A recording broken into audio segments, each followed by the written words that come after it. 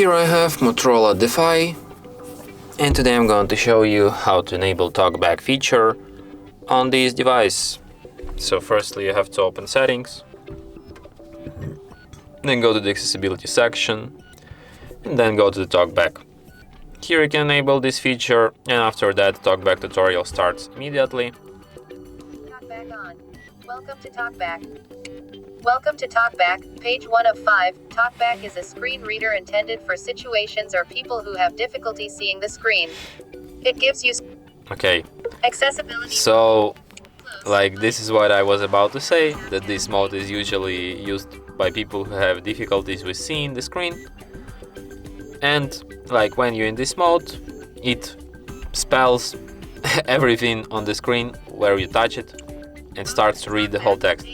Close button. Close button, double tap to activate. So when you're in the TalkBack mode, you have to firstly select something and then double tap it to confirm your choice. If you want to disable TalkBack, you tap once, then double tap, select stop, and then double tap. And that's how it's done. And that's it. Thanks for watching. If you find this tutorial useful, don't forget to hit that like button and subscribe to our channel.